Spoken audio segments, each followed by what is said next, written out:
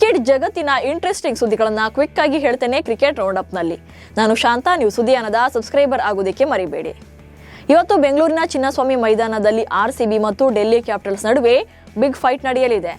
RCB ತಂಡ ಇದುವರೆಗೆ 4 ಪಂದ್ಯಗಳನ್ನು ಆಡಿದ್ದು ಅದರಲ್ಲಿ 3 ಪಂದ್ಯಗಳನ್ನು ಗೆದ್ದುಕೊಂಡಿದೆ. 1 ಪಂದ್ಯದಲ್ಲಿ ಸೋಲನ್ನು ಕಂಡಿದೆ. ಇನ್ನು ಆರ್ಸಿಬಿ ತಂಡ ಪ್ರಸ್ತುತ 6 ಅಂಕಗಳೊಂದಿಗೆ ಪಾಯಿಂಟ್ಸ್ ಪಟ್ಟಿಯಲ್ಲಿ 3ನೇ ಸ್ಥಾನದಲ್ಲಿದೆ.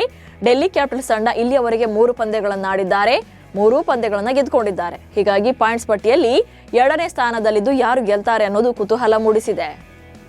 ಬೆಂಗಳೂರಿನ ಚಿನ್ನಸ್ವಾಮಿ ಸ್ಟೇಡಿಯಂನಲ್ಲಿ ನಡೆಯಲಿರುವಂತಹ ಈ ಪಂದ್ಯಕ್ಕಾಗಿ ಆರ್ಸಿಬಿ ತಂಡದ ಪ್ಲೇಯಿಂಗ್ 11ನಲ್ಲಿ ಒಂದು ಬದಲಾವಣೆ ಮಾಡುವಂತ ಸಾಧ್ಯತೆ ಇದೆ. ಯಾಕಂದ್ರೆ ಕಳೆದ 4 ಪಂದ್ಯಗಳಲ್ಲಿ ಆರ್ಸಿಬಿ ಪರ ಕಣಕ್ಕಿಳಿದಿರುವ ಲಿಯಾಂಗ್ ಲಿವಿಂಗ್ಸ್ಟೋನ್ ಕಡೆಯಿಂದ ನಿರೀಕ್ಷಿತ ಪ್ರದರ್ಶನ ಮದ್ದಿಲ್ಲ. ಹೀಗಾಗಿ ಚಿನ್ನಸ್ವಾಮಿ ಸ್ಟೇಡಿಯಂನಲ್ಲಿ ವೆಸ್ಟ್ ಇಂಡೀಸ್ನ ದೈತ್ಯ ರೊಮಾರಿಯೋ ಶೆಫರ್ಡ್ಗೆ ಚಾನ್ಸ್ ಅನ್ನು ಕೊಡಬಹುದು. ಡೆಲ್ಲಿ ಕ್ಯಾಪಿಟಲ್ಸ್ ವಿರುದ್ಧದ ಪಂದ್ಯದಲ್ಲಿ ವಿರಾಟ್ ಕೊಹ್ಲಿ ಅರ್ಧಶತಕ ಬಾರಿಸಿದ್ದೇ ಆದಲ್ಲಿ ಇತಿಹಾಸ ನಿರ್ಮಿಸಲಿದ್ದಾರೆ. ಡೆಲ್ಲಿ ಕ್ಯಾಪಿಟಲ್ಸ್ ವಿರುದ್ಧ ಹಾಫ್ ಸೆಂಚುರಿ ಬಾರಿಸಿದ್ದೇ ಆದರೆ T20 ಕ್ರಿಕೆಟ್ನಲ್ಲಿ 100 ಅರ್ಧಶತಕ ಬಾರಿಸಿದ ಹಿರಿಮೆಯನ್ನ ತಮ್ಮದಾಗಿಸಿಕೊಳ್ಳಲಿದ್ದಾರೆ.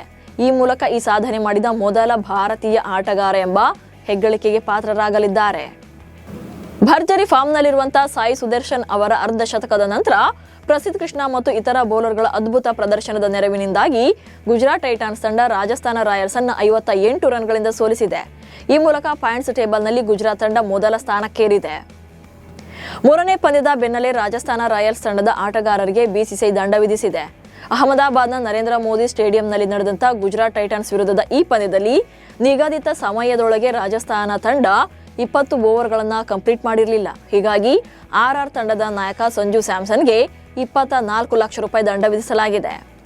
ರಾಜಸ್ಥಾನ ರಾಯಲ್ಸ್ ತಂಡದ ಆಟಗಾರ ರಿಯಾನ್ ಪರಾಗ್ ಅಂಪೈರ್ ಜೊತೆ ವಾಗ್ವಾದ ನಡೆಸಿದ್ದಾರೆ. ರಿಯಾನ್ ಪರಾಗ್ 7ನೇ ಓವರ್ನ 4ನೇ ಎಸೆತದಲ್ಲಿ ವಿಕೆಟ್ ಕೀಪರ್ಗೆ ಕ್ಯಾಚ್ ನೀಡಿದ್ರು.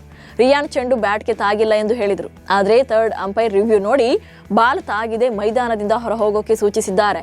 ಆದರೆ ಈಗ ಅಂಪೈರ್ ತೀರ್ಪಿನ ಮೇಲೆ ಪರ ವಿರೋಧ ಚರ್ಚೆ ಆಗ್ತಾ ಇದೆ. IPLನ 23ನೇ ಪಂದ್ಯದಲ್ಲಿ ಗುಜರಾತ್ ಟೈಟಾನ್ಸ್ ತಂಡದ ಯುವ ಎಡಗೈ ಆರಂಭಿಕ ಆಟಗಾರ ಸಾಯಿ ಸುದರ್ಶನ್ ಆಕರ್ಷಕ ಅರ್ಧ ಶತಕ ಬಾರಿಸಿದ್ರು.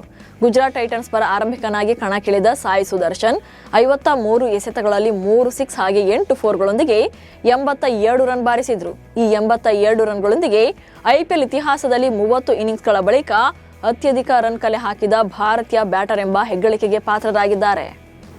ರಾಜಸ್ಥಾನ ರಾಯಲ್ಸ್ ತಂಡಕ್ಕೆ ಮೊಹಮ್ಮದ್ ಸಿರಾಜ್ ಆರಂಭಿಕ ಆಘಾತ ನೀಡಿದ್ದು 4 ಓವರ್ಗಳಲ್ಲಿ 30 ರನ್ ನೀಡಿ 1 ವಿಕೆಟ್ ಪಡೆದಿದ್ರು. ಈ 1 ವಿಕೆಟ್ನೊಂದಿಗೆ ಈ ಬಾರಿಯ IPLನಲ್ಲಿ ಪವರ್ ಪ್ಲೇನಲ್ಲಿ ಅತ್ಯಧಿಕ ವಿಕೆಟ್ ಪಡೆದ ಬೌಲರ್ಗಳ ಪಟ್ಟಿಯಲ್ಲಿ ಅಗ್ರಸ್ಥಾನಕ್ಕೇರಿದ್ದಾರೆ. 5 ಪಂದ್ಯಗಳಲ್ಲಿ ಪವರ್ ಪ್ಲೇನಲ್ಲಿ ಬೌಲಿಂಗ್ ಮಾಡಿರುವಂತಹ ಸಿರಾಜ್ ಈವರೆಗೆ 7 ವಿಕೆಟ್ಗಳನ್ನು ಕಬಳಿಸಿದ್ದಾರೆ. ವಿರಾಟ್ ಕೊಹ್ಲಿ ತಮ್ಮ ಕ್ರಿಕೆಟ್ ಜರ್ನಿ ಬಗ್ಗೆ ಇಂಟ್ರೆಸ್ಟಿಂಗ್ ವಿಚಾರಗಳನ್ನ ಹೇಳಿದ್ದಾರೆ. ಗೆಲುವಿಗೆ ಕಾರಣವಾದ ವಿಚಾರಗಳನ್ನು ಹಂಚಿಕೊಂಡಿದ್ದಾರೆ. ತಮ್ಮ ಅಹಂನ ಕಂಟ್ರೋಲ್ ಅಲ್ಲಿ ಇಟ್ಟುಕೊಂಡು ಮ್ಯಾಚ್ ಪರಿಸ್ಥಿತಿಗೆ ತಕ್ಕ ಹಾಗೆ ಬ್ಯಾಟಿಂಗ್ ಮಾಡೋದೇ ನನ್ನ ರೋಲ್ ಅಂತ ಹೇಳಿದ್ದಾರೆ. ನನಗೆ ಯಾವಾಗಲೂ ಅಹಂ ಇರಲ್ಲ ಎಂದಿದ್ದಾರೆ. ಇವಿಷ್ಟು ಇವತ್ತಿನ ಕ್ರಿಕೆಟ್ ರೌಂಡ್ ಅಪ್ ಸುದ್ದಿಗಳು. ನಮಸ್ಕಾರ.